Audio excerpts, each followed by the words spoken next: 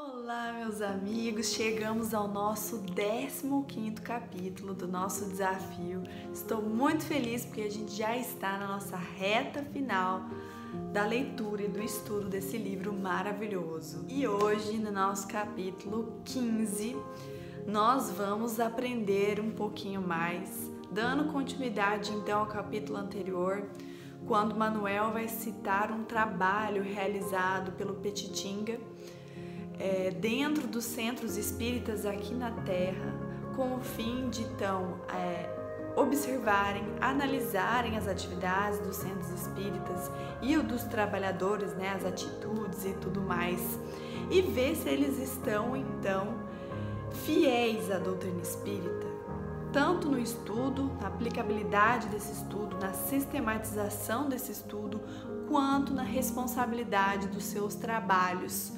principalmente no que tange os trabalhos mediúnicos. Então, esse é o foco deste grupo formado pelo Petitinga. E aí, então, este capítulo vai narrar mais uma vez a respeito das reuniões mediúnicas.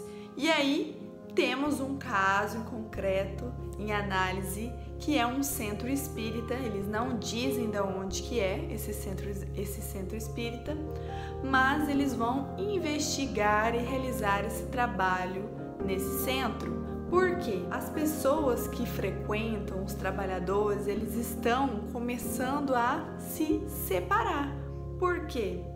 Um está tendo uma opinião divergente do outro, não estão conseguindo conversar, se resolver, se entender e continuarem em prol do espiritismo e dessa união. Então, estão se divergindo e se separando em relação ao grupo mediúnico. Então, há pessoas que apoiam o espiritismo e querem continuar conforme nós já os ditames da doutrina, conforme a gente já conhece como é feita uma reunião mediúnica, inclusive como foi narrado tão bem dentro desse livro. Há outras pessoas que querem atualizar o espiritismo, falam que ele está muito desatualizado, muito antigo, ele precisa ser revisto e modificado. Então tem esse grupo de pessoas dentro do meu centro espírita dizendo que tem que atualizar, tem que mudar algumas coisas, colocar umas dinâmicas e tudo mais. E há outras pessoas que acreditam que não é preciso reunião mediúnica, que é desnecessário, que poderia até tirar do centro espírita, certo?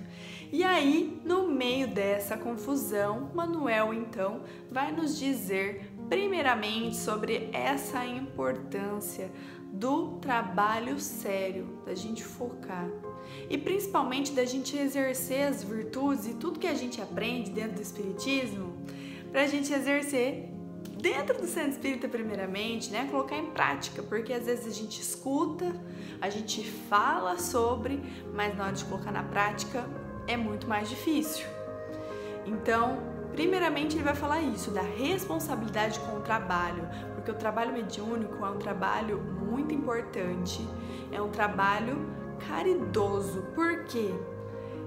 Porque você está lá, além de doar o seu tempo, você está ajudando, auxiliando espíritos desencarnados que estão em perturbação, que estão sofrendo. Então você está auxiliando esses espíritos.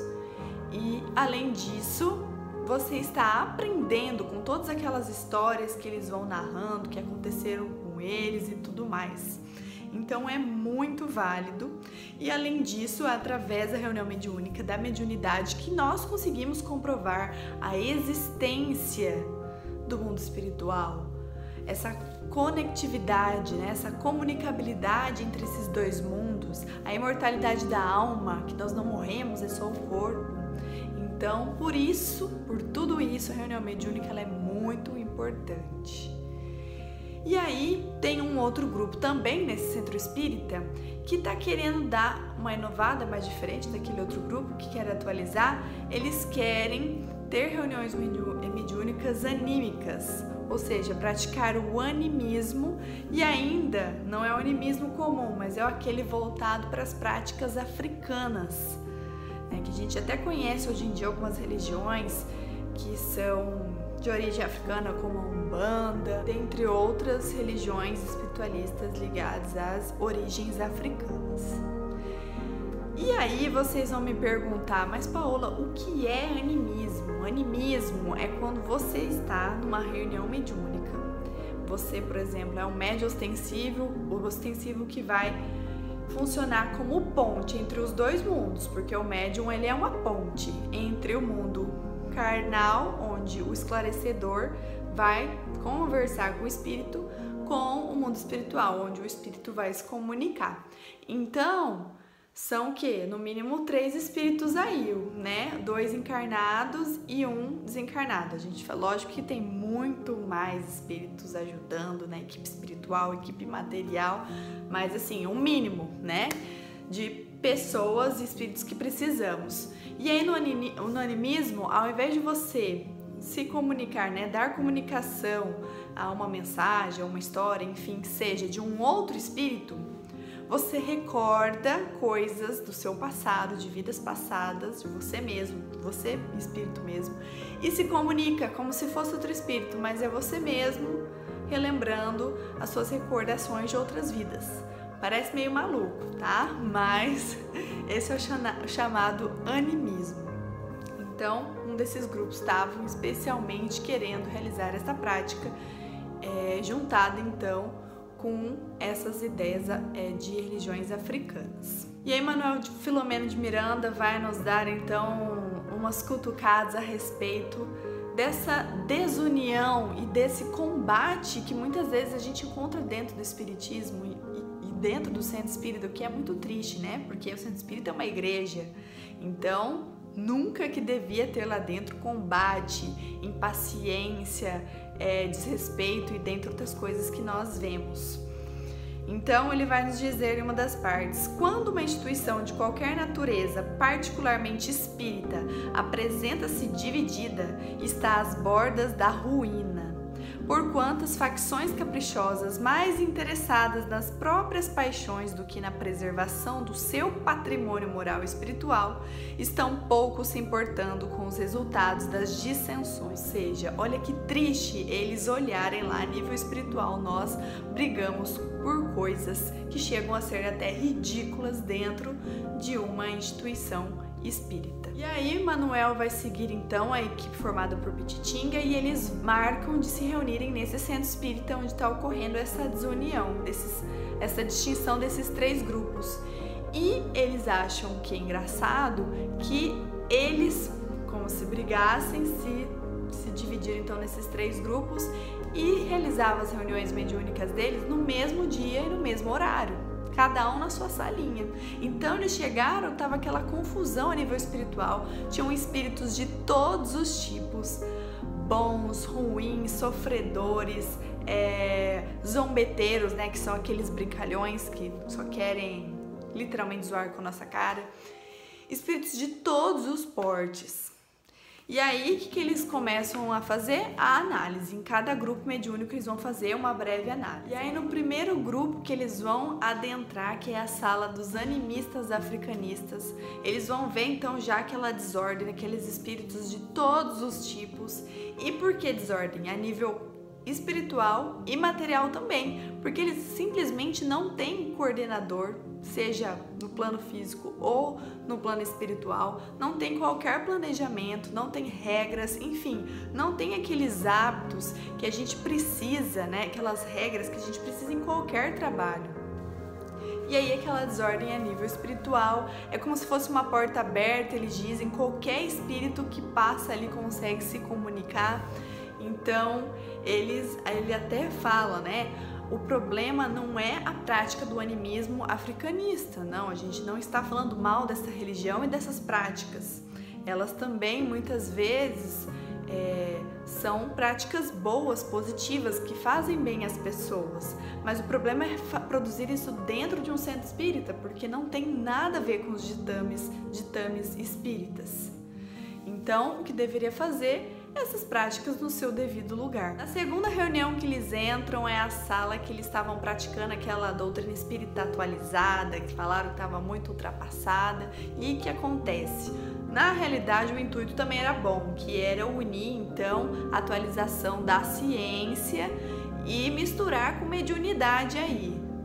Mas o que acontece? Eles estavam trazendo muitos rituais, criando rituais, muitas superstições, inclusive, objetos e tudo mais. E isso também não tem nada a ver com o espiritismo. Também não estava um grupo engajado, concentrado, não estava coordenado nem organizado. Então também estava aquela balbúrdia. E por fim eles adentraram o terceiro grupo mediúnico, que era o grupo mediúnico normal, que estavam praticando a reunião mediúnica como ela deve ser, como ela já é, né, sem mudar do jeito que dos ditames da doutrina espírita, e eles já falam de pronto que toda a energia do ambiente é outra coisa, não há nem que se falar das outras reuniões mediúnicas. E aí é nessa reunião que vai dar comunicação o fundador desse centro espírita, que estava ali analisando a espreita e estava até triste e tenso por toda aquela desorganização, desunião a respeito dessas opiniões divergentes sobre a mediunidade. E aí esse fundador, que se chama Marcondes, vai explanar então uma linda comunicação, mensagem a todos do grupo, focando então na importância dessa união dentro do centro espírita, dessa prática e desse estudo do espiritismo, nos moldes lá que Allan Kardec já nos codificou, e lembrá-los então dessa prática, dessas virtudes que se inicia dentro do centro espírita. Então, se o seu irmão tem uma ideia divergente, respeite, mas lembre-o que não tem como alterar essas regras basilares do espiritismo. A gente tem que seguir. Se a gente quiser seguir então outras regras de outras religiões, também ok. Só que daí nós vamos sair do centro espírita e praticar isso dentro do templo específico para essas práticas. E aí o que eu queria destacar que ele fala, que é muito bonito, é o seguinte: o espiritismo é doutrina de união dos seres humanos em favor da unificação das entidades em um todo harmônico e produtivo. Qualquer rompimento afetivo entre os seus membros e o edifício geral sofre graves consequências, cujos efeitos podem tardar um pouco, mas não deixarão de apresentar-se. Então, assim, com essa mensagem ele encerra então a sua comunicação, e o capítulo também vai se encerrando, e eles começam então essa análise desse centro espírita. E lembrando também que foi interessante no capítulo, para nós finalizarmos, é que eles conhecem, né? Manuel conhece um trabalhador espiritual também muito ferrenho, que Petitinga o apresenta, mas não dá o nome a ele. Diz que ele é um grande trabalhador dentro do espiritismo, seja encarnado, seja desencarnado, sempre em prol do espiritismo, dos seus trabalhos, e estava também ali observando aquela confusão e também estava apreensivo.